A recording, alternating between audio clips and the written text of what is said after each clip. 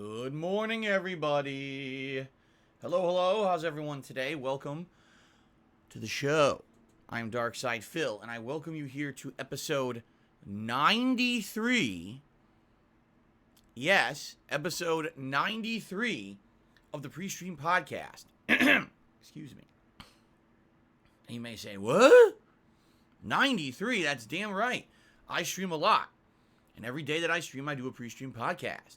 So, started this about 3.5, 4 months ago, right? As a daily thing. And yeah, I got 1 day a week off where I don't stream. So there's 1 day a week I don't have a PreStream podcast. But that's 6 days a week, 6 episodes, right? It's a lot of podcasting. And I hope that you guys have been enjoying it. Since I instituted this show back in the fall as a way to have an introduction to all of my streaming content for a day, a lot of people have actually told me that this show has become a separate entity for them from my daily streaming. That they actually enjoy watching or listening to the PreStream podcast as a separate deal from the actual gameplay content that I put out.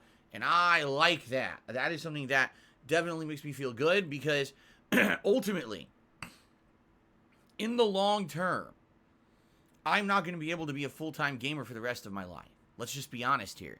I'm about to be 40 years old in just a couple of weeks, guys. Yeah, my birthday's coming up, and I'm going to be the big 4-0. That means I'm over the hill, washed up, hair growing out of my ears, balls dangling down to my knees. And when you get that age, you got to realize, man, you're not no spring chicken anymore. And I could already tell you, I'm starting to feel a little bit of carpal tunnel in my hand. Sometimes I do get pain and numbness in my right arm. Likely from the years and years now that I've been playing video games nonstop. I mean, yes, I used to play Street Fighter a lot, but that was a different entity playing on a joystick like this versus actually just holding a gamepad all day. It's inevitable. You're gonna get older. I mean, look at my face. Jesus, it looks like you ever listen to that album? What was it? Stone Temple Pilots? Was it Dead and Bloated or whatever in the 90s? I think they were describing me. Jeez. Anyway, the point I'm making here is eventually I'm going to have to diversify my content. I cannot be a full-time gamer forever. I'm certainly going to hold out as long as I can because I love gaming. Gaming is my passion, my hobby, and my job. And I want to keep doing it for as long as I can, but I understand that I will get older. And so, this podcast has been a way for me to do a different kind of content. Discussion content, open forum analysis of topics, but also having interaction with you guys, Q&A and the like on a daily basis. And it's very different from me just sitting here playing a video game, right? That's a good thing. And I certainly hope that you guys have enjoyed the fact that I have separated this and made it into something different, okay? Today, by the way, is Saturday the 19th of March, 2022, and we're almost at episode 100. Is there anything in store for episode 100? Not really. Since this is a daily show, it's not really a big deal to hit episode 100 when it's not even been like 6 months since I started it. Maybe episode 1000 would be more of a big celebration, because that would likely be around a year of doing it, right? Maybe then. But for now, no, I am not looking to do anything special coming up in the next week. Don't expect it. Although, with my birthday right around the corner, there will be birthday week shenanigans. There'll be nice decorations around here, and there is the possibility I'll be doing something special for my birthday week, maybe a special event or marathon. I'm not settled on that yet, and I don't have the deets as of yet, but I should soon, okay? Anyway,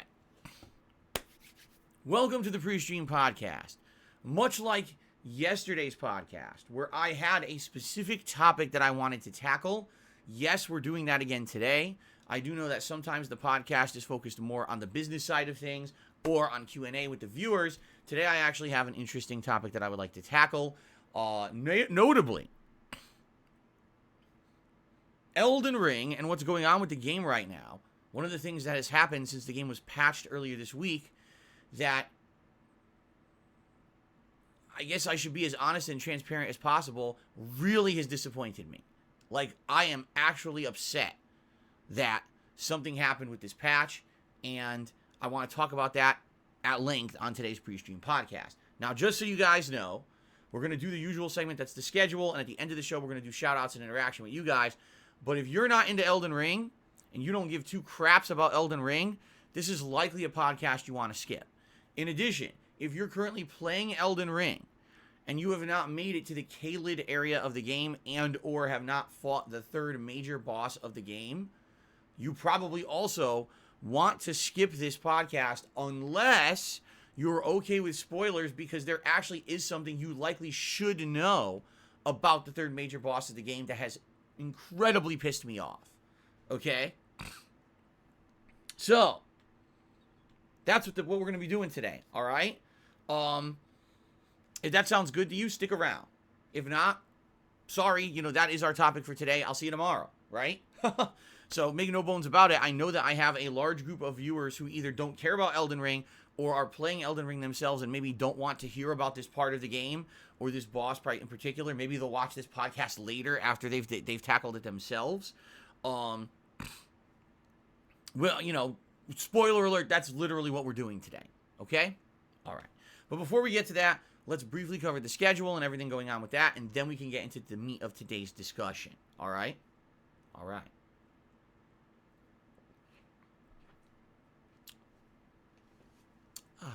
All right, so what are we doing today? Well, we got a nice podcast coming up, but then after that, it's Elden Ring. And since now we have passed the big hyped boss that everyone was asking me to fight for 3 weeks straight, spoiling the living shit out of the game for me, now we can move on and do other stuff. I am still in Caelid, and we still have stuff to do. There's still significant stuff to do. I can think of 2 dungeons off the top of my head to do, plus other stuff that we haven't investigated yet. We still got a ways to go. I'm likely thinking the rest of the weekend, today and tomorrow, likely will be spent finishing up Caelid, okay? So, that being said, it should be a good time. I hope you guys are ready for more fun in Caelid today. It certainly has been no walk in the park. At the same time, I have gained a significant amount of levels, abilities, and equipment since I've been in Caelid. So I've doubled my capacity to fight anything, which is ridiculously good because I was getting one-shotted by almost everything in Caelid when I had originally arrived. So that's good. Okay, so that's the first stream today. Later tonight, it is Skyrim After Dark, our late-night chill streams. That starts at 6:45 p.m. Pacific Daylight Time. 2 hours of fun exploration and chill in Skyrim. What will we be doing tonight? Honestly, I don't know. Every time I play, I keep forgetting what I did the stream before, which is kind of funny. Yeah, I was thinking to myself, what could we do tonight? Do we want to maybe do some of the Dark Brotherhood stuff? Because we didn't even start that quest line technically yet. We just did the introductory mission. I'm kind of holding off on finishing the Thieves Guild because I currently have the skeleton key, which is good. It means I don't have to actually pick a lock in the legit way and waste lockpicks. And right now what I'm doing is I'm kind of accumulating a lot of lockpicks, which is a good thing to do. Maybe, after a few more streams, then we'll finish the Thieves Guild when I have 200 lockpicks. All right? But we'll see. I don't know. We'll have a good time. It's always a good, chill, interactive, fun time when I play Skyrim, and I hope to see you tonight for that. Tomorrow, yes, it'll be more Elden Ring on the main gameplay stream as possibly we look to finish up Caelid. And then tomorrow night will be endgame content of Horizon Forbidden West. So, I'm excited for that because we've been playing that game for a month now. And even though it was a game that sadly did not really catch on with my audience, especially since Elden Ring came out, it dramatically dropped in any kind of prominence or interest. Personally, I've enjoyed the plot. Does the game have shortcomings? Yes. But the plot has been quite good, and I'm actually excited because we have a major plot point in the game, and I can't wait to play it more tomorrow night. I'll be off from streaming on Monday, all right? And when I come back on Tuesday, it'll be Elden Ring and Horizon Forbidden West. Wednesday will be Elden Ring and Skyrim. Thursday will be Elden Ring and Horizon. And hopefully, I'll beat Horizon Thursday night. I'm thinking if we do 6 hours of gameplay, in this next week, likely I will finish the story, and that'll be the end of the playthrough. Not that I'm in a rush, but at the very same time, we've got 2 impending new games coming out on Friday in Ghostwire Tokyo, as well as Kirby and the Forgotten Land. And once those get into the rotation, how many games am I going to juggle? I have to finish something up, okay? So a few things. Number 1, plan on Horizon to conclude this week. Number 2, expect that Skyrim will likely end up getting played a little bit less in the next few weeks, all right? And number 3, for those who definitely have been upset that I'm playing so much Elden Ring, there will be less Elden Ring in 1 week's time when I start balancing it with Ghostwire Tokyo. So there'll be a different game balanced with it. It won't just be Elden Ring every single day anymore. Okay? Now, I need to give you guys a forewarning. All right? This time of year is the time of year for small business owners to freak out because we have to do our taxes. That's right. Now, for a normal person who has a 9-to-5 job and doesn't own their own business, doing your taxes is pretty simple. You could probably just get some kind of free or cheap software, type in a bunch of numbers from your pay stub, and you're done. It's over with. Get your tax refund. When you own a small business, it's insanely complicated. You have to take care of every single little thing. You have to document anything you spent on the business, all of your different bills that are associated with the business every month, every little piece of income you make from any source must be accounted for in full. There are many, many things that you have to do. And admittedly this year, I've been so busy the past 2 months with gaming and the amount of streams that I've been doing and everything with all these new releases, I haven't taken any time to do it. Now it's crunch time. So in the last week of March, okay, likely that second half of the last week of March, I'm going to have to take a few night streams off from streaming in order to actually work on and do my taxes. So the reason I'm telling you this has nothing to do with the content of my streams. You're not going to hear me talking about my taxes or how they turned out or anything like that on the streams. That's no one's business. But there's going to be a couple night streams that are going to be skipped around the end of this month. And there's really no avoiding that. It just has to happen. I need to dedicate several hours in order to do my taxes properly. I got a big spreadsheet I have to fill out with all this data and everything. It's very complicated and time consuming. So, yeah. And by the way, as a result of my identity theft last year, okay, which completely screwed me over in many different ways, it's actually making my taxes even harder this year because I don't have an easy way to just look at all my data. I have to look at different sources and things. It's just a real pain in the ass, and I'm dreading it. I really am. Like, it's giving me anxiety thinking about I have to do it. At the same time, I know I have to do it. So, it is what it is, okay? So, just to forewarn everyone, yes, I will have to take some streams away, and I know it sucks. People are like, are you kidding me? This is one of the busiest gaming times we've seen in years. Constant, nonstop new releases. There's games you're not even playing because you don't have time to, and now you're taking time away from streaming. Yeah, I have to. Like, it's not my decision. It has to be done. You know, it's a requirement by our government that I do these taxes, so I have to do it, all right? And I apologize for that you'll be missing out on a couple streams, but it is what it is.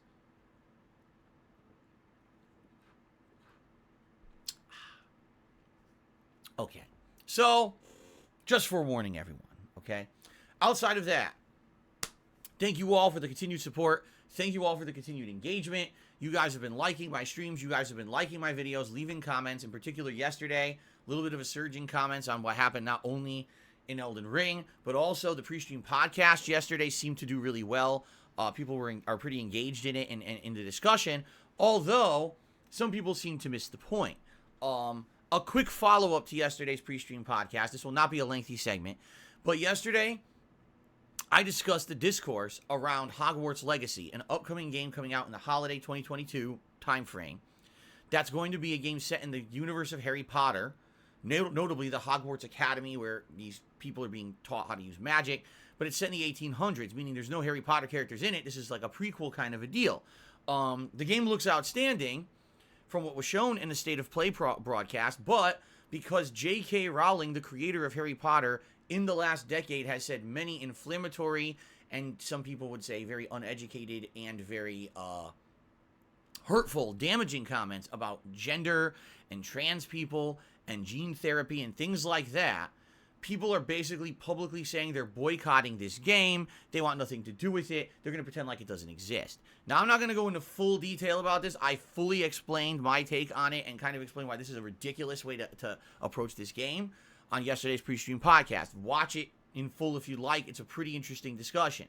But one of the key points that people are not understanding here, all right, is that when you separate the art from the artist, all right, which you can do. You absolutely can separate the art from the artist. You don't have to like the artist to like the art that they put out, okay? That just because you personally don't like something that someone says or does. You personally feel that something they've done is harmful. Okay, fair enough. You have the right to feel that way, right? Like I said yesterday on the podcast, I wasn't going to sit there and agree or disagree with anything J.K. Rowling said because I don't care. That wasn't the point of discussion, all right? But there are some people that get so overwhelmed and wrapped up with emotion, okay, that they literally feel like just because you disagree with someone, even if you feel what someone's done, it could be hurtful to a group of people, that now that person must ultimately seek an ultimate failure, ultimate end-of-life style experiences forever, all right? So, for example, with the whole J.K. Rowling fiasco here, again, if whether or not you believe in or what she said is right or wrong, if you don't like her, okay, does that literally mean that she should not have the right to make profit off of the Harry Potter universe? I want you to think about this for a second. She created the Harry Potter universe, okay? Wrote all those books. In some hand, had a hand in the making of the movies, not all of them as much, but you know what I'm saying? This is her creative work, all right? She created the universe. The Hogwarts Legacy game, she's not making at all. She has no hand in it whatsoever, but she created the universe, all right? Now, does that mean, because she said stuff that you don't agree with, that she shouldn't ever make profit off of Harry Potter ever again? Oh, she doesn't deserve it. What? The hell does that even have to do with anything? You disagree with her comments on gender. Okay. So now she has no right to make money ever again in her life. Huh? What are you talking about? You know, you can disagree with something that a company or a person does, but not have to outright wish them, like, damaging harm forever. You know what I mean? Like, I'll give you an example. I'm making this up. I have no idea if this ever is true or not. Man, I really like Coca-Cola. Coca-Cola is a delicious beverage that I've drank my whole life, and I really enjoy it. Oops, I heard that Coca-Cola donated some money to a political campaign that I disagree with. Does this mean now that, number one, Coca-Cola should never be able to sell Coca-Cola and make money on it ever again? And number two, does it mean that I should completely say I will never drink another Coca-Cola ever again? My opinion is no. My opinion is no. That's ridiculous. That's an over-the-top, absolutely ridiculous, and quite frankly, empty gesture. These boycotts of these companies and things, they're ridiculous. They are. It's like, are you out of your mind? Do you really think that because you stopped drinking Coke and because, you know, it doesn't matter? You know what I'm saying? Like, you can disagree with the philosophy, you can disagree with the practice that a company or a person does. Those things that someone says, you disagree. That doesn't mean you have to wish the end of them. That is, like I was talking about yesterday, an absolutely ridiculously over-the-top emotional reaction that has no actual ties to logic. All right? I don't like you. Okay. I wish you dead. What? What are you talking about? You see the difference? There's a big difference. And sadly, I hate to say it, even on the internet in particular, there just isn't a way to really separate the two at this point. And like I said, everything's black and white. I don't like you, so I want everything bad to happen to you for forever. No money, no success, you know, every possible thing. Ha ha ha. I laugh at your misfortunes. What is that? That's kind of fucked up. You know, that's not logical thinking. I'm so emotionally invested in this topic. Now I just want everything bad to happen to this person and I revel in their misery. That's fucked up to me. I will completely pretend like Hogwarts Legacy doesn't exist. I will not talk about it. I will not buy it. I will not do anything with it. Even though I love Harry Potter, fuck it. I don't like J.K. Rowling, so fuck that game. Like, what are you talking about? She didn't make it. Will she make $1 of profit off of it? Maybe. She probably got licensing rights, right? She licensed her Harry Potter content and her universe for the making of the game, and yeah, she'll make some money off of it. So what? Does she not deserve to make $1 because she said dumb shit? I mean, what are you talking about? But this is what people miss, because again, they really get, sadly, they get into this whole mentality of it's my way or the highway. Agree with me, or you know, if you're not with me, you're against me. That's the best way to say it. If you're not of my like mindset, you're obviously my hated villain, and I should want the worst for you forever. And that is so dumb, so immature. And people were actually leaving comments on the video, the podcast yesterday, saying, oh, you just don't get it. Don't you understand that she makes profit on Hogwarts Legacy? Well, yeah, she created a universe. Why shouldn't she? Do you think when Michael Jackson was alive, he was making no money on any of his music just because he had accusations against him? What are you talking about? They're not even related. But people can't separate. Again, either you're with me or you're against me. You're my ally or you're a complete villain. They can't understand and separate that shit. You know what I'm saying? So anyway, that's a little follow-up to yesterday. That's kind of what I was trying to get at yesterday, but maybe it didn't necessarily come out on the podcast in that manner, and I just wanted to clarify things there, okay? Okay. Excuse me. Now, here we go. Here come the people who want to call me a hypocrite. Brinker O says, isn't that your same opinion of Project L due to the Cannon Brothers? No. The Cannon Brothers systematically did corrupt things over the years, mistreated people in every project they've ever been involved in, literally lied to the public over and over and over the years. I don't care what they're involved in. I have grounds to never trust them again because they have a history of being fucked up. You see what I'm saying? I don't believe that this game that they're working on will be very good. Maybe they'll pretend like it is or whatever. I guarantee you it will be deceitful and whatever, because that's how they've always been their entire lives. That's why I'm not interested in this Project L that they're working on. When I've been to tournament after tournament that was screwed up, messed up, corrupted, people got favoritism, people were mistreated, I don't care for their future products because I know it's going to be the same. Now, maybe I'm wrong, and maybe the game will come out and be one of the best fighting games ever, and then maybe I'll eat my words and I'll be forced to kind of go back on everything I'm saying now. But for me, at least, the track record is there for me to make an educated decision on what I want to involve myself in. And in this case, it doesn't make any sense. Like, J.K. Rowling's comments have nothing to do with Harry Potter. The history of the Cannon Brothers involved with EVO and Street Fighter directly ties into a fighting game that they're making. It's the same product. It's the same thing. It's directly related. Completely different situation. The difference here would be like, if they were now making, I don't know, a movie that had nothing to do with Street Fighter, right? I don't know how they are as filmmakers. I don't know what that would have to do with anything.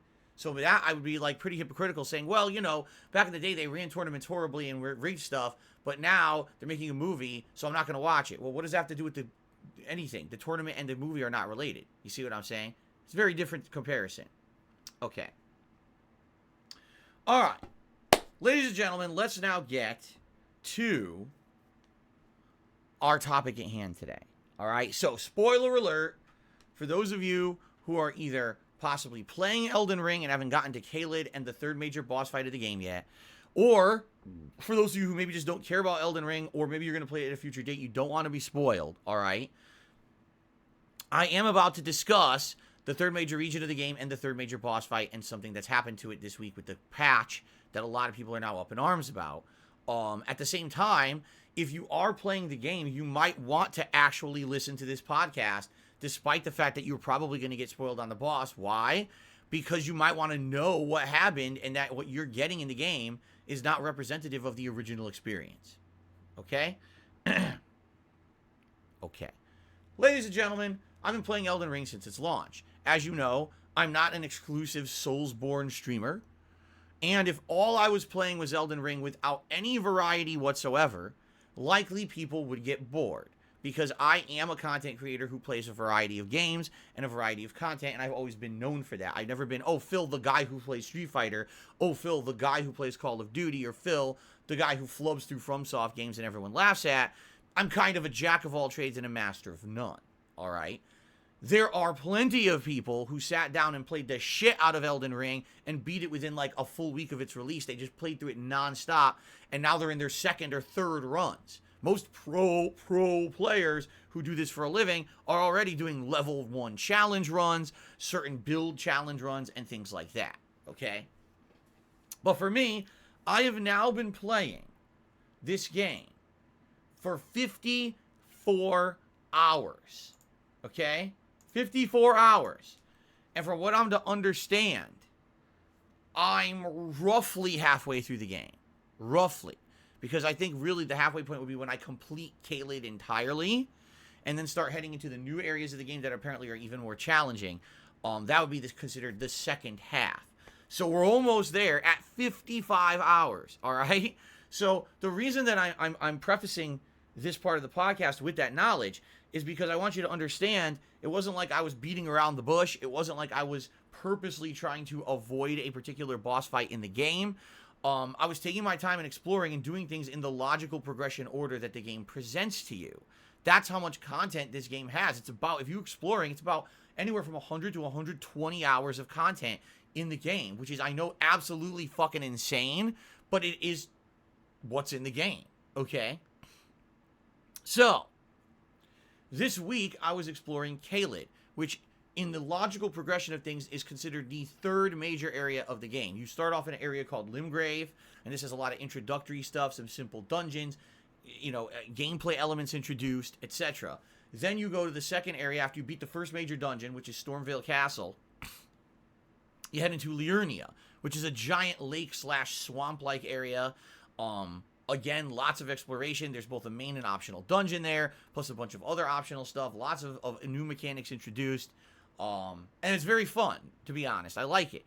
Then you're expected to go to Caelid, and Caelid is very different. Caelid is an area where everything looks corrupted and gross. Some of the enemies are quite unique and interesting. You haven't encountered anything like that in the game before. Very challenging, very difficult. Even a normal enemy in Caelid, a little soldier, could be walking up to you with a torch. He goes, "Hey, how you doing?" Praise the torch. Ooh, fire breather. And he goes, combo, combo, combo, combo, combo, you're dead. You're like, what the fuck? It was a normal dude. That's Caelid, okay? That's what they were going for. They were going for basically corrupted insanity in this place, okay? So, I've been dealing with Caelid this week, all right? Basically, the way it's been is each week has been a new area. Week 1 was Limgrave, week 2 was Liurnia, and all this week 3 gameplay for me has been Caelid, okay? So, it's been a lot of fun. I'm enjoying it, although some things in Caelid are way over-leveled for me and whoop my ass to the point where, like, 2-hit killing me, how am I supposed to kill a boss that 2-hit kills me, right? Pretty ridiculous. So, I've been exploring a lot. And the entire time that I've been there, people have been spoiling the game for me and saying, Phil, you gotta fight the boss. Phil, go to the boss. Phil, boss. The boss fight the boss. The boss. The boss fight the boss. The boss. The boss. The boss. It was at one point such a big running joke. I was like, geez, why are you guys talking about the boss of this area so much? Is he some studly man? Is he like the Brad Pitt or John Stamos or, you know what I mean? Like some big studly guy who everyone was like, wow, I'm amazed by his strength and handsomeness and his Dudley do-right manner. He has a square jaw and he really is a tough guy, and that's why everyone wants me to face him. Actually, no. I would not say that this is the equivalent of that. The name of this boss is Star Scourge Radahn. He is the third major story boss in the game, meaning he's the third major boss of Elden Ring, where when you beat him, you get one that's considered one of the big souls, the big runes, the big whatever the fuck they're called in this game, and supposed to be like the end game of this area of the game. Once you beat him, you should be free to move on to the fourth or further areas of the game, okay? Now, I should be clear here, the way Elden Ring is set up, you can play it in many different orders, and you can actually do things completely out of sequence. You could have fought him earlier in the game if you wanted to, and you could actually fight him way later. In fact, ladies and gentlemen, some people were talking about him so much on my streams and saying things to the effect like, oh, I couldn't beat him. I had to leave the area and come back when I would grind it to like level 85 and then I was able to beat him.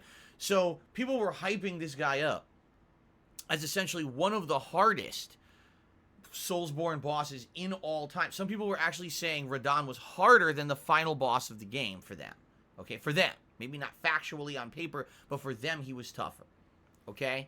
So, thing is, I didn't really know much about the boss because I wasn't spoiling myself on this game. I didn't want to be spoiled. But I noticed about a week to a week and a half ago, people all over social media were talking about this boss as well. Radon. And everyone seemed to have a common thread. He's fucking hard as hell, and most people have hit a wall playing Elden Ring. Now, what you got to understand about Elden Ring is it's a unique situation. Okay? It is an absolutely unique situation. More people than ever before have bought this game, and this game has gone mainstream. What that means is, unlike previous Soulsborne games where, yeah, they got mainstream coverage, and some people said they were Game of the Year, in general, the sales were good, but nowhere near the kind of sales that you would expect for a game like this. I mean, this game monstrously has oversold and outsold previous Soulsborne games. To give you some perspective, it took Dark Souls 3 4 years to sell as many copies as Elden Ring sold in 2 weeks. And so, when you have a dramatically increased number of people playing your game from what you're used to, and when you have a dramatically less educated group of people who don't have experience in this game franchise and don't understand the ins and outs of how it really works and are basically trying to learn it for the first time, what's going to end up happening is you're going to end up having some major problems when people get to something tough. Incidentally, the first real major boss of the game's name is Godric the Grafted. Alright? In my personal experience with this boss, he's easy. Did he kill me a few times? Of course he did. And I was actually frustrated because I found some of the shortcomings of the game, like him throwing a projectile forward and it going backwards over his shoulder and hitting me in the face, which makes no fucking logical sense. But I digress. The boss was pretty easy. I beat him within a few shots, and it was like, okay, no big deal. But people on the internet were like, oh my god, Godric the Grafted is the first major hurdle of the game, and we can't beat him. And people were posting up these big victory posts. I beat Godric. I finally beat him. Finally. It took me like 10 minutes. You know? Now, I've played all the Soulsborne games. I've got that education. I've got that experience. I kind of understand it. They didn't get it because they're newcomers to the game. You understand? So for them, the boss before him, who's kind of a skill check, Murgit, and then Godric, these are like giant challenges to these people.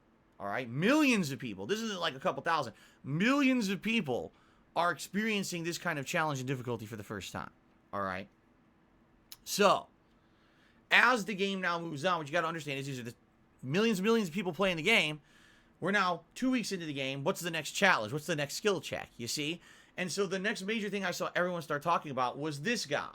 All right? To give you some lore about him, Radahn, or Star Scourge Radahn, is supposed to be a major general in the lore of Elden Ring. At one point, he had a big war against another character called Marika, and during this war, it was such a long, drawn-out thing, it destroyed Caelid. Like, the war actually got his entire land infected with what's called scarlet rot. It's this disgusting fungus that basically takes over everything and corrupts your body and turns you into, like, poison, but also, like, corruption, like deformities and stuff. It's really weird when you start fighting dino dogs and giant mutated crows. You realize something's up in this land. Well, Radahn, okay. Radahn, it's people are saying Millennia. Did I say Marika? Millennia? Whoever. I don't care who the character is. Radahn essentially got infected with this scarlet rot. Okay? So at first you think, wow, he's the ultimate badass. But then when they actually play his intro scene, and you see him crawling on his hands and knees with a horse fused to his crotch, I'm not making that up. He has a small horse fused into his private region that he permanently rides. He never demounts the horse. He's fused it to its butt. Okay? I'm not exaggerating. And he is so infected with scarlet rot that eventually he's basically turned into like a monster. He's going through this desert, eating the bodies of his soldiers that died in the battle with Millennia. Okay?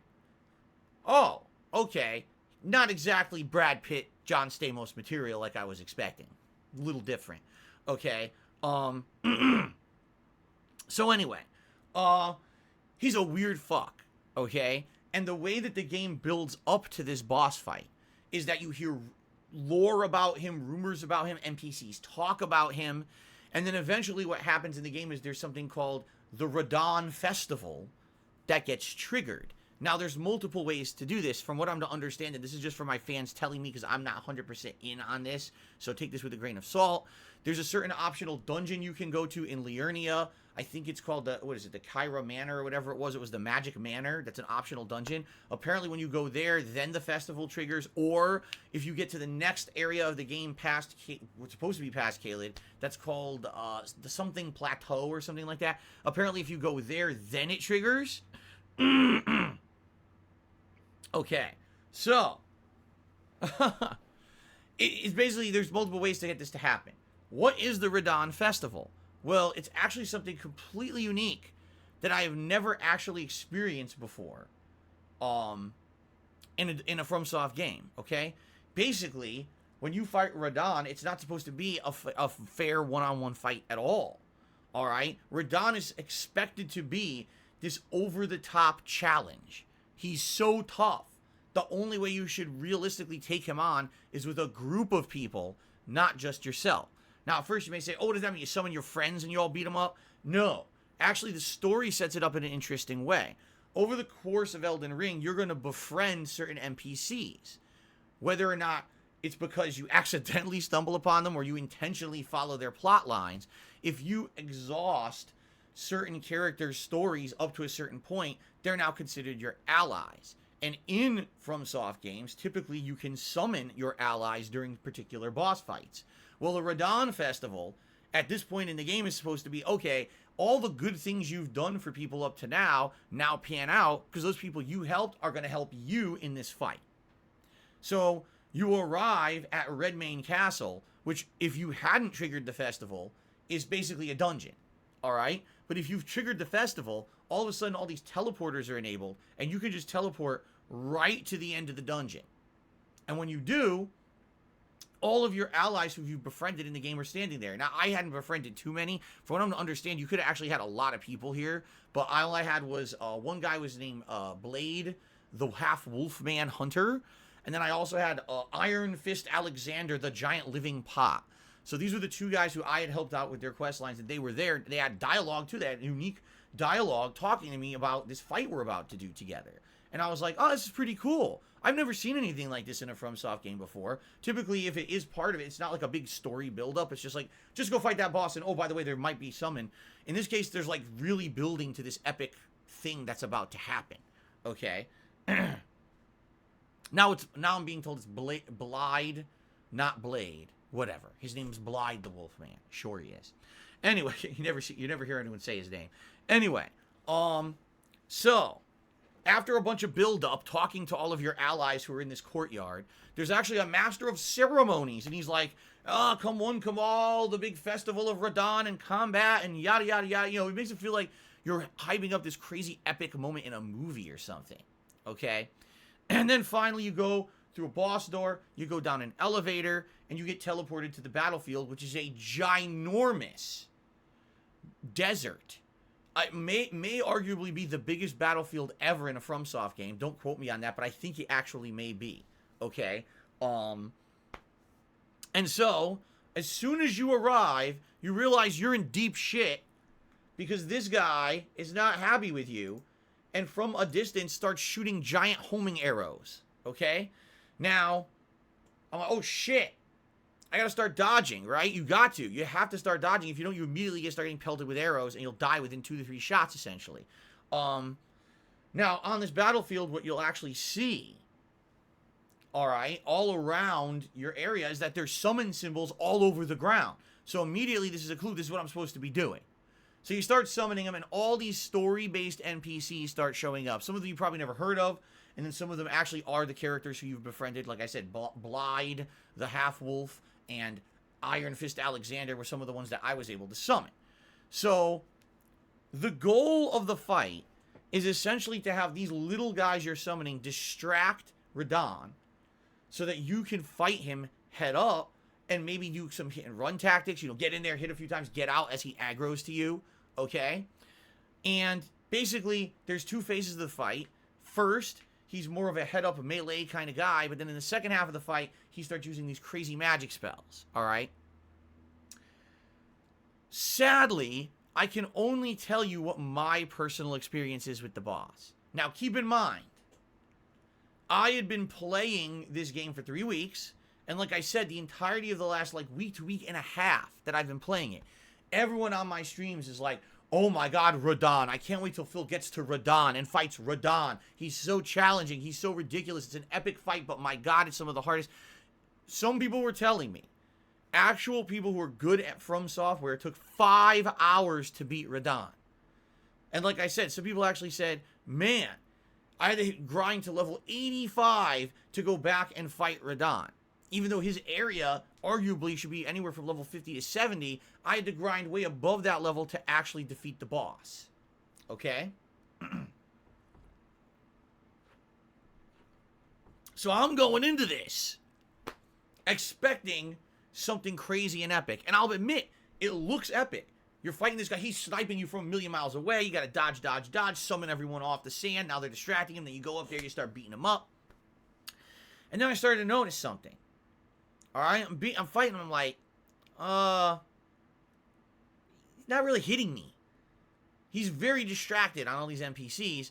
And I'm hitting them for big chunks of damage. It's not like my hits are ineffective. They're doing chunk, chunk, chunk, chunk, chunk. Every time I hit him, his energy bar is going...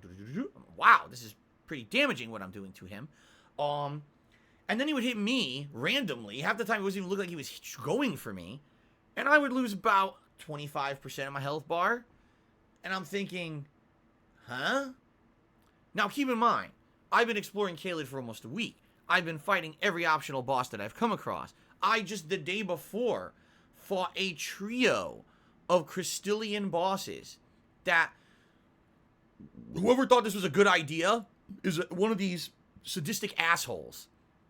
3 enemies that have armor on their bodies, and you have to strike them anywhere from 3 to 5 times for the armor to break so that you can eventually start hitting them, staggering them, and actually doing real damage. But they're all different types. One's a mage, one's a spear user, and one has these rings, and they just lock you down. I want to hit this one. Too bad, you're getting poked in the ass. Well, I'll fight the spear user. Too bad, magic up the ass. Oh, by the way, they all inflict you with Scarlet Rot, so if you only take a couple hits, now your energy is declining rapidly unless you have a way to heal it.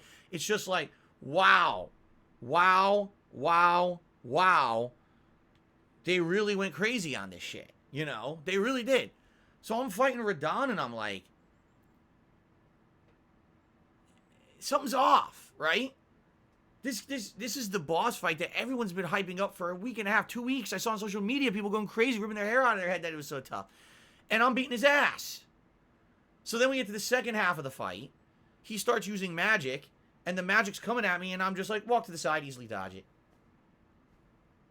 I think in the entirety of the boss fight, all right, I think he maybe hit me 2 to 3 times.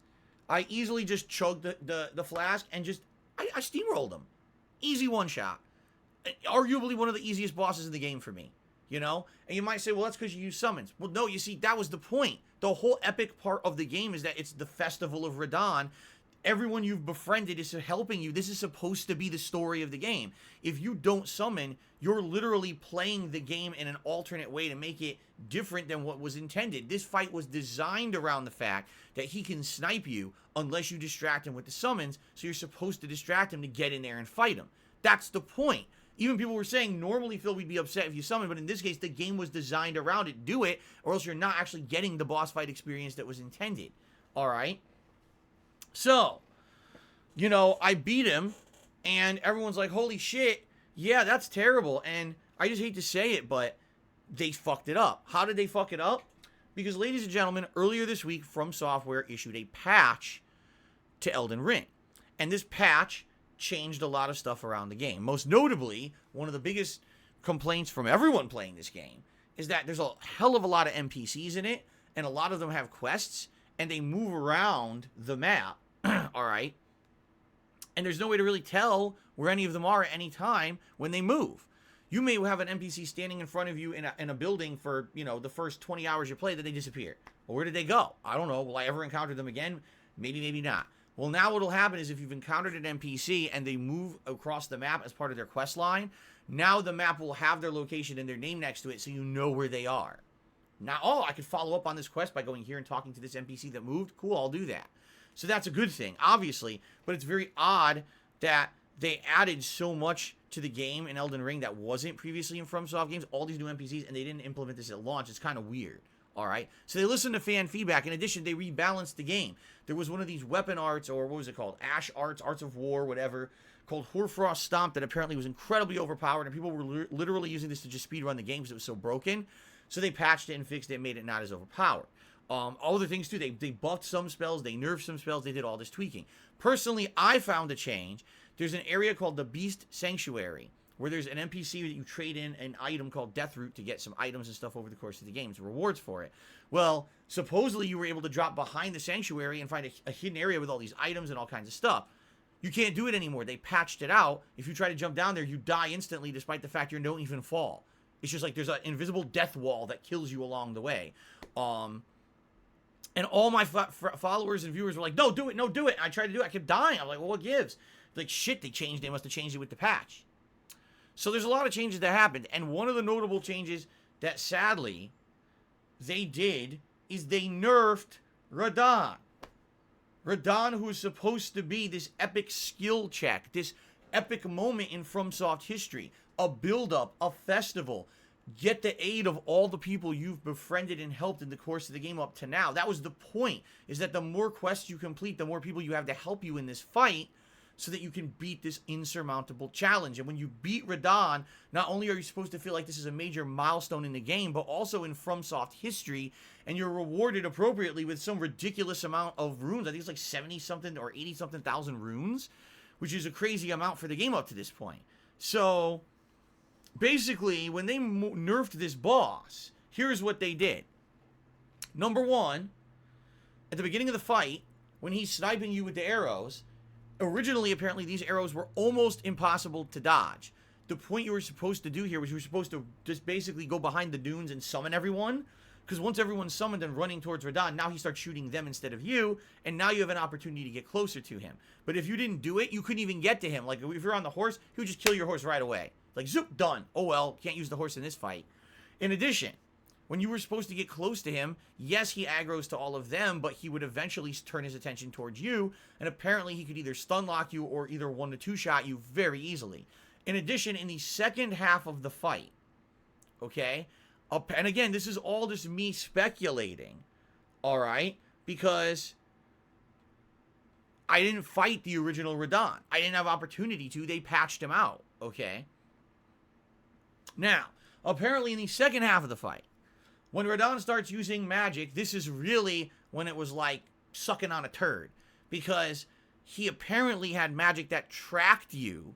And most people were saying as soon as he cast that spell with the big purple balls and they would start coming out, you're fucked. Like, you have to find a way to survive and heal. Or, you know, people were like, damn, there's really like no real easy, legitimate way to avoid it. You get hit. And he could one-shot you with it. So there were people who literally were playing this for 5 hours and would get to the second half and couldn't beat the guy and were so frustrated at it. Yeah. So now imagine this nearly insurmountable challenge, so difficult that for the first time ever, it's almost kind of necessary for you to do summons in the game, in a FromSoft game. And this epic buildup of a festival, and it's supposed to be the biggest, you know, skill check and challenge for FromSoft up to this point. And then you get to it, and it's literally one of the biggest pushover bosses you've seen yet. In fact, I would say definitely at this point, top 3 easiest bosses for me in the entirety of the game. The only other easy boss, I would say, I just fought this duo of bosses called like the Nox Priestess and the Nox Knight or something like that. They were so low at health. They only took like 3 to 4 hits each to kill, and they barely did anything effective. So they were like insanely easy mode to beat. And then maybe I'd say some of the introductory bosses, like the Watchdog boss, is super easy once you know the pattern. Piss easy. So when they patched Radahn, alright, here's essentially what FromSoft did. They took an ultimate badass character like Shere Khan, the deadly tiger of the jungle that every creature fears and knows that if you mess with this guy, you're going to get fucked up. And they declawed him. They made it so it's like every time you run into him, he's like swatting around a ball of yarn. Right? Ominous looking. Deadly looking. Everything will build up to him is great. And the next thing you know, he's like, meow, meow, meow, meow, meow, meow, meow, meow, meow, meow, meow, meow, meow, meow, meow, meow. Wow. They took King Kong and they turned him into fucking Donkey Kong. Instead of a ginormously oversized ape destroying a major city and causing a muck, it's a stupid gorilla throwing barrels around, tripping on banana peels, and spending most of his time getting beaten up by anthropomorphic lizards. You want to talk about anticlimactic? I mean, I'm not exaggerating, all right? When I tell you that the Radon boss fight for me probably ranks in the top 5 most disappointing, anticlimactic things I have ever experienced in gaming in my life. I had so much buildup, people telling me about him for weeks and saying that he was going to be such an insane challenge skill check. And people, to this day, I'm not even kidding you, people didn't know he was patched. And people were watching my videos from the day before, leaving comments, wait till he gets to Radon. He's just going to, that's it. That's the end of it. He's steamrolling earlier stuff, but wham, well, wait till he gets to Radon. You know, like, damn. And for me, this is very disappointing. I paid the same amount of money as everybody else when I got Elden Ring.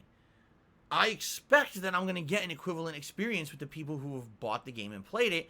This is disappointing to me that because I didn't rush through it. I took my time, I explored every area, and I only play it 3 hours a day, with the exception of the first 3 days that I played it. I actually played it both streams, so essentially those were 5 to 6 hours a day. You know what I mean? But 60 hours in 3 weeks is a pretty good amount of gameplay. 20 hours a week is a lot to play a video game. And to tell me that I basically stalled or took too long to get to your boss is fucking bullshit. I shouldn't have a different experience than everyone else does playing your game. And I know it sounds weird that me, Phil Burnell, Darkside Phil, in 2022 is complaining that a game is too easy. That's very odd, isn't it? Because normally you hear me rage about difficulty or whatever. And by the way, I have. I have absolutely raged about this game in many different places. Okay? But I'm looking at this and I'm like, how is it fair that there is actually legitimately no way for me to ever experience the real original Radon boss? Because they patched him and made him essentially a pussycat. Okay? First of all, you may say, well, how did this happen? What a disaster. Why would From Software have done such a thing? And there literally is only one answer to that question that's very self-explanatory. The game sold 12 million copies. All right? Previous FromSoft games had good sales records, but as I just previously stated, it took 4 years for Dark Souls 3 to sell as much as Elden Ring did in 2 weeks. This is by far their absolute biggest selling game of all time. This is going to go down in history as the game that brought FromSoft out of the shadows from a fringe group of get good style gamers and into the mainstream. Okay? And quite frankly, this might change everything, and I hate to say it, success is a double-edged sword. How many times in history have we seen a franchise or a piece of anything, right, that was one way, and then when it became mainstream popular, completely changed for the worse? All right? I'm going to give you a direct, distinct example. Street Fighter as a competitive game with Street Fighter 4. And I forgot to put a Street Fighter 4 picture into the stuff, so I apologize. I can't put Street Fighter 4 on the screen right now. But Street Fighter 4 was when Street Fighter became mainstream. All right? Previously, every numbered Street Fighter iteration game had very challenging controls, where to the point where you had to basically practice a ton in order to execute some of the special moves and or combos necessary in order to perform at a high competitive level. Street Fighter 4 was a reinvigoration for the series, bringing it from the 2D into the 3D era, and actually for the first time in almost a decade introduced this game back to the public at large, and it blew up. It became insanely popular. Street Fighter 4 sold way more than the previous iterations of Street Fighter ever had, and it created a whole competitive community, sponsorships and partnerships, gaming teams were formed, all this stuff that had never happened before now was possible with the popularity of Street Fighter 4. But Street Fighter 4 also completely dumbed down the gameplay of the game. I already kind of previously explained this recently, but I'll explain it again for those who don't really understand. In Street Fighter, there are special moves that need to be performed by doing a certain combination of directions on your D-pad or little joystick, plus a button. All right? One of the moves that was always one of the more challenging to do was called the Dragon Punch or Shoryuken. You would have to tap forward. I'm blocking the camera. Boy, that's really dumb. You'd have to tap forward, then down forward with your finger, like this, and then press a punch button, and your character would perform a special move called a Dragon Punch. That's incredibly good. You get invincibility when you do it for a certain amount of time. It's damaging. It can lead into combos. It can usually lead into bigger, higher damage potential if you land this move, okay? It was not easy to do. You had to practice it. You had to perfect it. And there's other moves in Street Fighter that are actually quite more challenging than that as well. But in Street Fighter 2, they took this move that for essentially 20 years had to be this complex button input of forward, down, forward.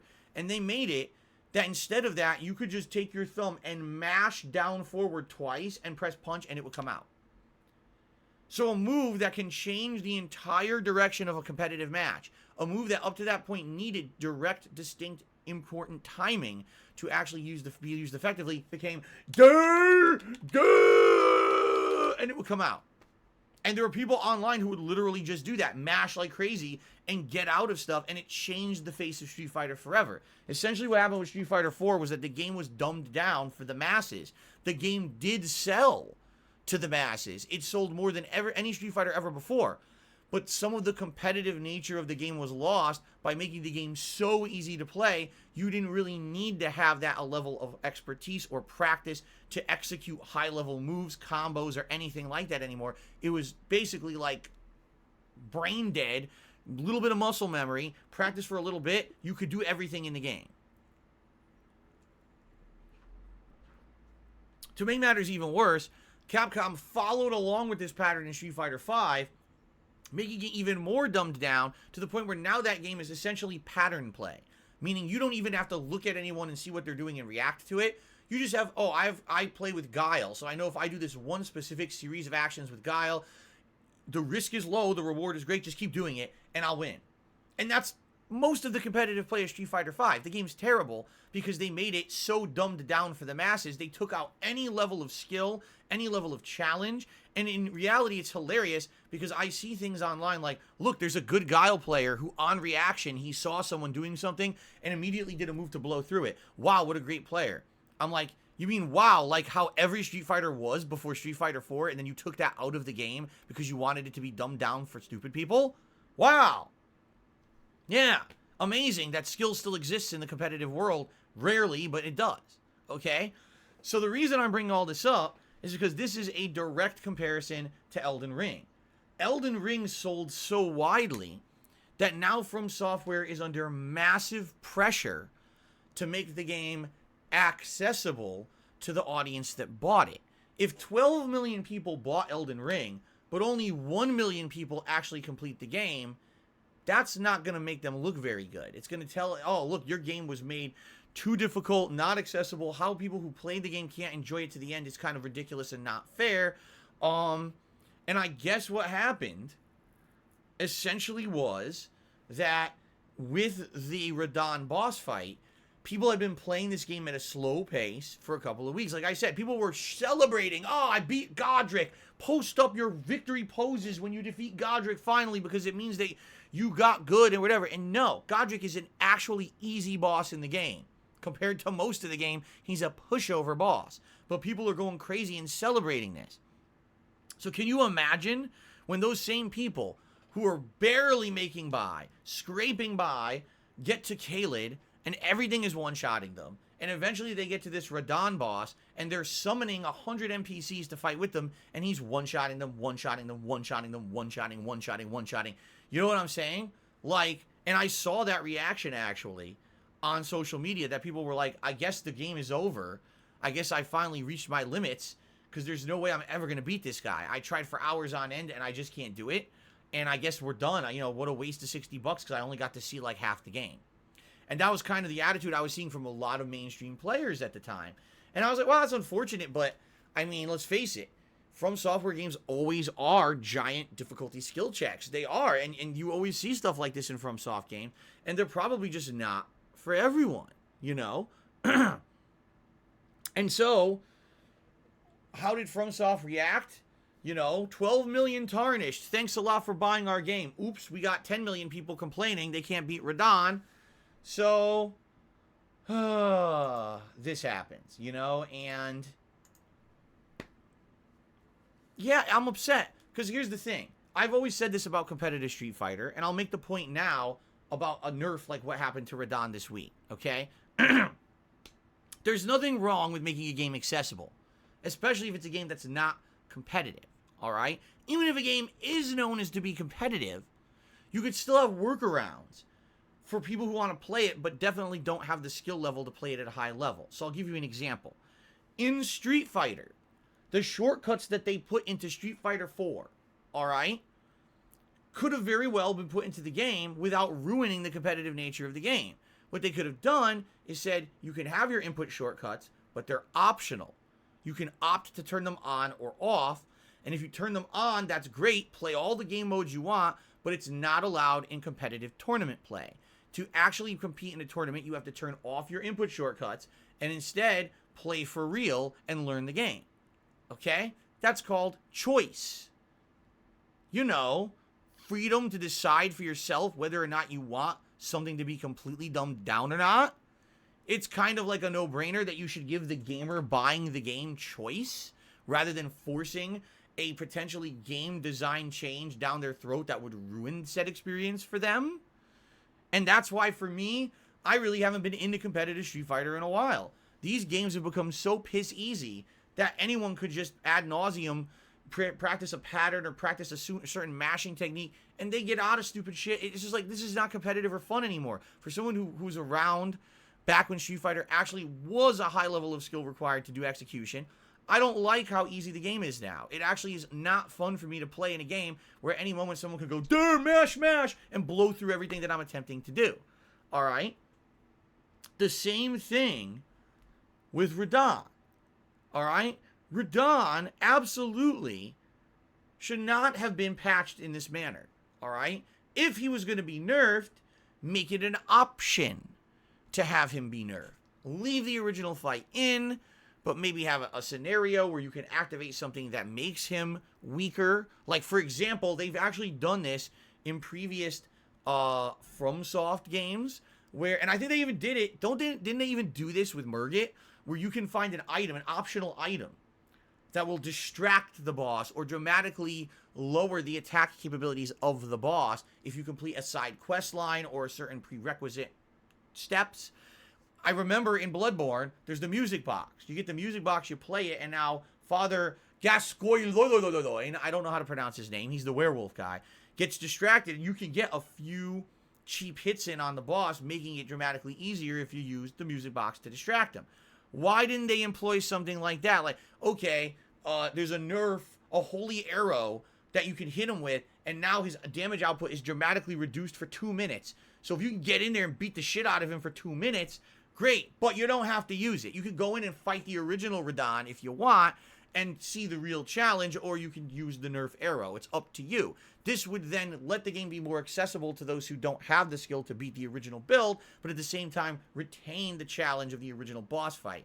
Instead, FromSoft said, what's the easiest thing to do? Just nerf the stats. Here we go. Boop, done. That's horrible, you know? Now, the thing is, you and I, who've been around the block and played FromSoft games for a long time, probably like the change and think that it's a good one. Excuse me. Dislike the change and think it's a bad one. But probably 11 million people are really happy right now. Because to them, it's by any means necessary. I just want to see the end of the game that I paid $60 for. I want to enjoy the game and see all the content.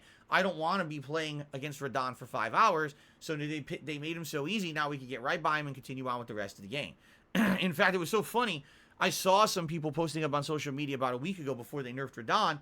And they're like, did you know there's a super secret dungeon hidden behind Radon's boss field? And I never would have expected it because I fought Radon for so long. I was punch drunk and I wasn't really thinking that anything was back there. And I was just riding around looking for random stuff and I found it. And I was like, yeah, the whole game's like that. You know what I mean? But these people were so, like, beaten up by Radon that if they just happened to squeak out a win, now it's like they forgot everything about the game. You know? It was that big of a deal for them. So, there's a lot of questions being opened up about this situation right now. Is every game meant to be for everyone?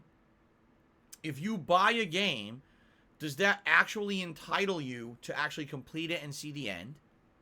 How far is too far for accessibility, or is there just no too far for accessibility? You know what I'm saying? Like, there's a lot of issues now coming out as a result of this patch this week. And I'm curious to see what's going to happen moving forward. Because this same 11 million people who've never played the game before are now moving forward in the game because Radon was nerfed. Now, oh, I couldn't beat him for a week. I could beat him now. Cool, let me go on to the next parts of the game. And so they do that, and the question is, will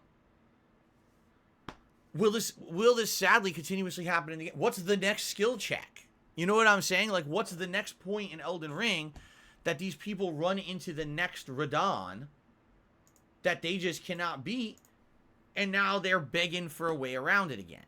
And does that mean that for those of us who are playing the game at a reasonable pace, 60 hours in 3 weeks and haven't beaten it yet, are going to keep running into these issues where the game's changed and nerfed constantly to appease the 11 million casuals who bought the game and don't know how to play it at a high level? You know what I'm saying?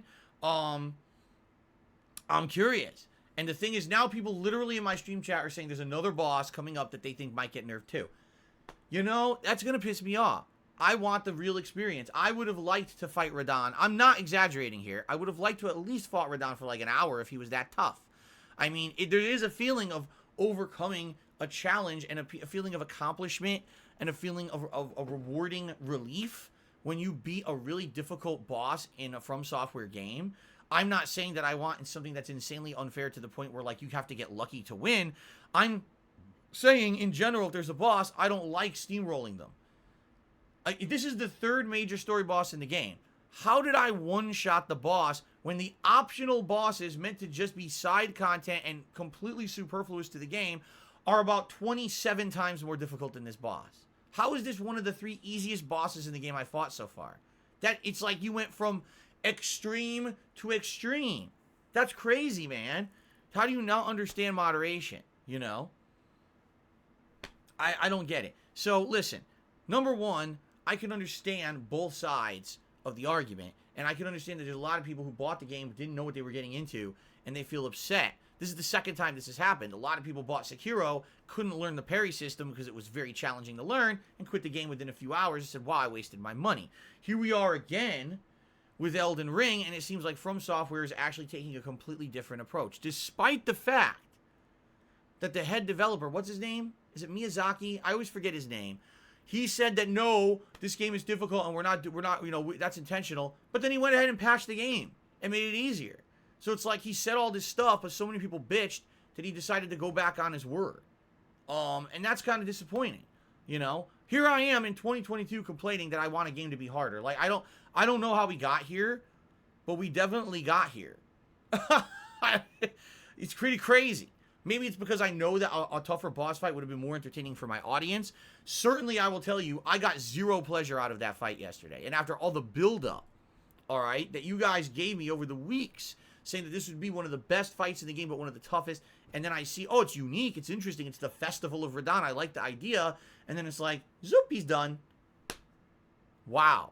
I feel cheated. I feel empty. I feel cheated. I feel like this was something that now I don't get to experience properly because a bunch of other people complained, and that actually pisses me off. You know, I don't know. But anyway, that's the situation with Radon. I beat him, and now today we're moving on, and we're doing the rest of Caelid, which is going to kind of feel like underwhelming because the major boss is dead, and he was a wimp. You know, what a shitty end to this area. Now, there's a lot more to do, so I'm going to keep exploring. How much you want to bet that every boss I run across will be tougher than Radon? Seriously, I just...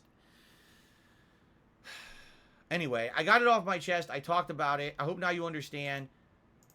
That's the end of that. No more spoilers for Elden Ring from me for now. I hope we don't have another situation later in the game where this happens again.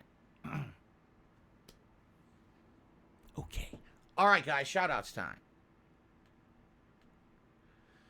We've got Guitar Player 1939 who re-upped his membership for 10 months. Thank you very much, Guitar Player. Lord Shio did a super chat earlier. Said, don't forget about the optional dragon fight in Caelid. So you've been telling me there's an optional dragon fight in Caelid, and I don't know what you're talking about. You mean the giant dragon that we saw that looked sickly and was surrounded by a bunch of little minion dragons that really aren't little, they're just weaker? I don't know necessarily if I want to mess with that at this point. I don't know if you're supposed to actually fight it or not. I didn't aggro it purposely, but I don't know if that's what you're talking about or not. And then Zoya did a super chat and said, agree, accessible is code for easy and for casuals. No, it's not. Accessibility means two different things, by the way. And I think people are actually confusing the two. Difficulty and accessibility are two different terms entirely. A lot of people don't realize that. Difficulty means the level of challenge to play through a game and complete it, while accessibility means the ability to just play the base game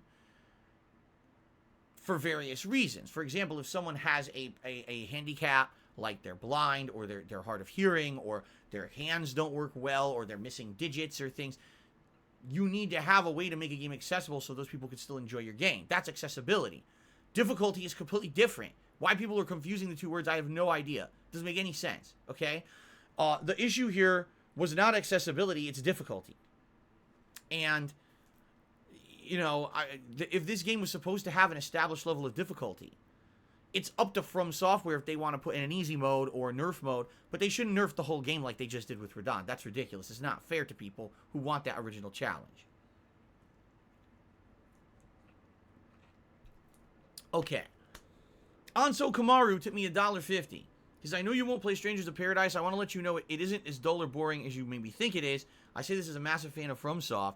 Strangers of Paradise is fantastic. I'm finding it hard to go back to Elden Ring. Thank you for sharing. I'm actually hearing some good things about Strangers of Paradise, which is actually a positive.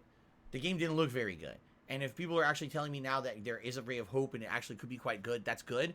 What I would say is I will consider playing it at a future date. There's no way I'm playing it right now. Definitely, I'm more interested in Ghostwire Tokyo than I am in Strangers of Paradise. Maybe this could be a playthrough for, like, later in April or something like that. Okay?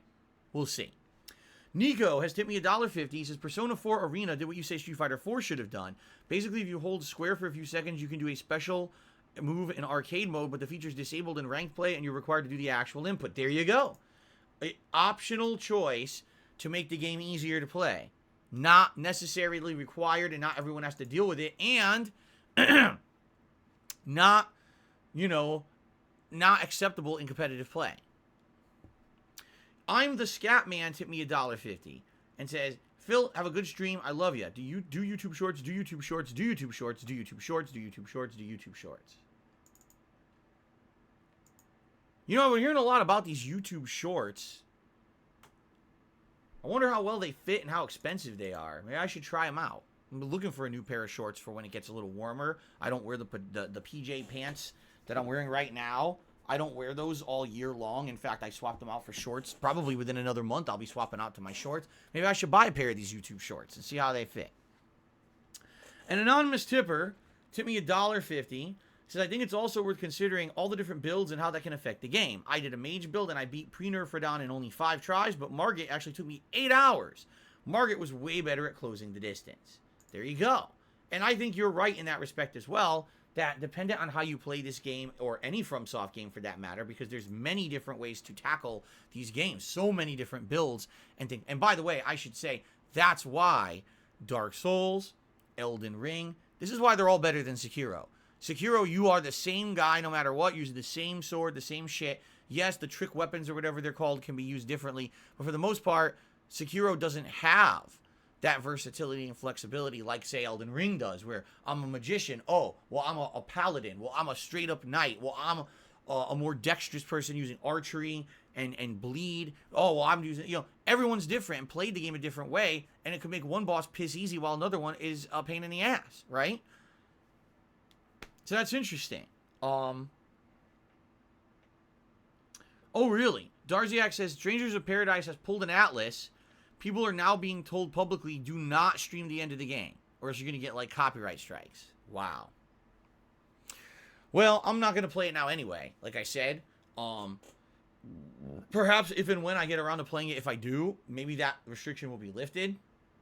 But if that is the case, then I'm actually happy that I'm not playing it because I cannot risk having this channel have issues like that, you know. That's really stupid. Mr. Poopy Butthole tipped me $2 and technically is the biggest tipper of the day, although I really am apprehensive about putting the name Mr. Poopy Butthole on my stream leaderboard. He says, dirty casuals having bosses nerfed reminds me of Tekken 7, having the option to have a character do certain moves tapping just one button.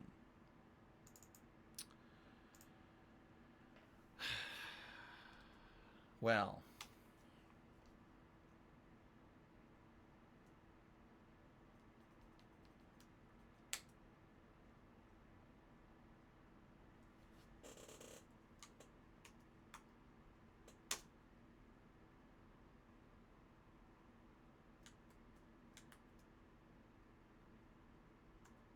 No, I can't do it. Sorry, Mr. Poopy Butthole. You are MPB, and you need to change your name if you want me to actually put your name on the leaderboard. Mr. Poopy Butthole.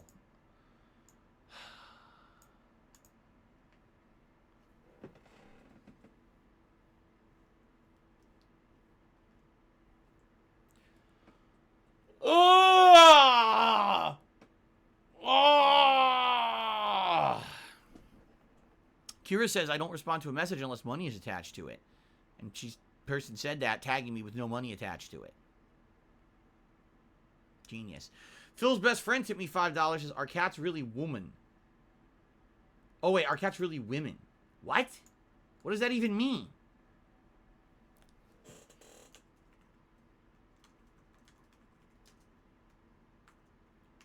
What? No, cats are not women. Women are female humans. A female cat is not a woman, a human. What are you talking about?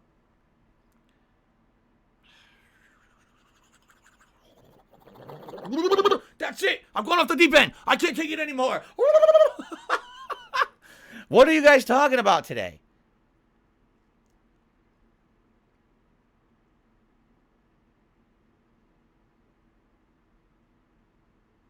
Only Ice Coffee says he just bought Elden Ring and he's interested on what's a good starter build for a newcomer. Man, I don't know. Because I'm not coming from a newcomer's perspective anymore. I actually have heard that sorcery can be really, really good. So that would be high intelligence, high sorcery. Is it arcane too? Or is arcane separate? I'm having a brain fart.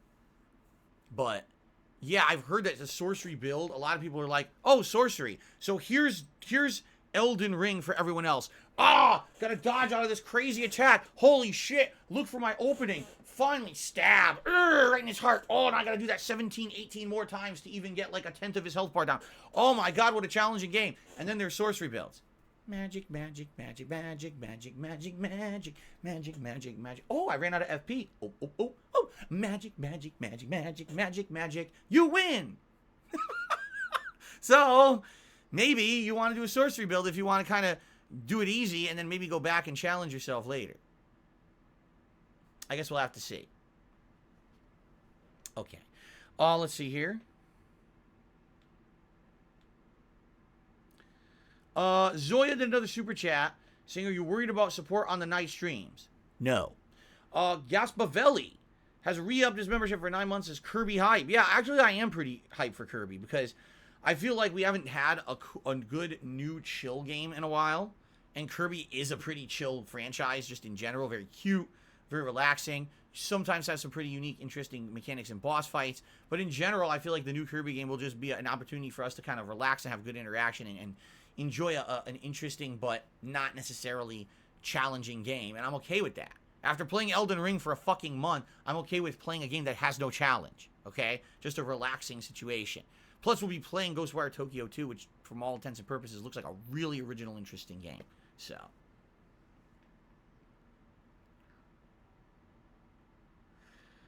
Swaggin says, I think my issue how do you make Elden Ring accessible for people who maybe have a disability without taking away from the difficulty? Make it optional.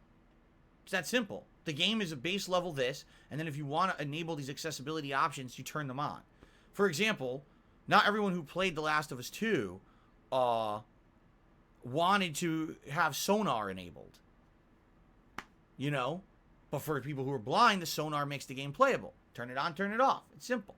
It's not a competitive game. It's not like Street Fighter where everyone has to have those input shortcuts or no one has the input shortcuts in a competitive match. You see what I'm saying? Jax Raxer is here to the $1.50. He says, Phil, I watched your Friday Elden Ring stream earlier today, and I can understand your frustration with having a nerfed boss. My favorite boss fight is when you tackled the first major dragon on the horseback, and I hope the rest of the boss fights go better. Yeah, and you know, admittedly, I was very stubborn about some of the early game stuff, like the Crucible Knight. But at the same time, I am enjoying taking on the bosses without using the Ash summons, trying to figure out their boss patterns, and essentially tackling them like previous Soulsborne games. I definitely could do it differently. Every boss I could be, oh, first thing I do, Ash summon, jump in there, have them distract, wail on them.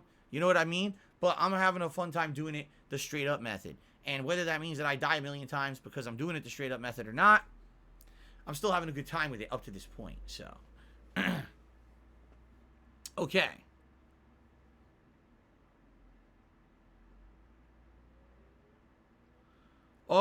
Lord Shieldgrass says, you never responded to my mod application. I never got a mod application from you. I'm not saying you didn't send it, but maybe it hit my spam because I did not see a mod application from you. Did I beat the Crucible Knight? Yes, I did. I went back after being defeated. I'm not kidding, for about 2 hours. I said, the problem here is not that I don't know when to hit him or how to hit him. The problem is my damage output is way too low and my health is way too low. If I'm going to die after 2 hits, I just can't beat this guy. So I went back when I had higher health and way more damage output, and I beat him on the first try. There you go.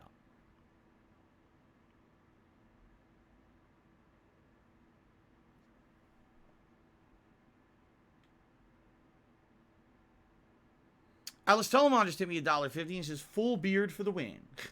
Full beard. I'm not growing. Alice really wants to see me grow out a full beard. Despite the fact that I definitely don't want to do it, and neither does my wife want to see it. He really wants me to get a full beard. He's just totally into it. Thank you for the tip. Okay. Ladies and gentlemen, let's end the pre-stream. All right? And then we're going to, like I said, today's goal is to try to get as much done in Caelid as possible. I know at least 2 optional dungeons, and then there's more to the west that I hadn't done, including a resource cave we can maybe go to. Apparently there's an optional dragon that I haven't found yet somewhere here that people keep mentioning. And we'll see. We'll see today as we play what we encounter in Caelid. Now that Radon is done, who was supposed to be the big build-up, I guess we can kind of be left to focus on everything else going on in Caelid and enjoy it and then go from there. Heisenberger just tipped me $10, which is the biggest tip of the day. Let's get Heisenberger up on the leaderboard. Heisenberger. What a name. What kind of meat? Is it Angus meat in the Heisenberger?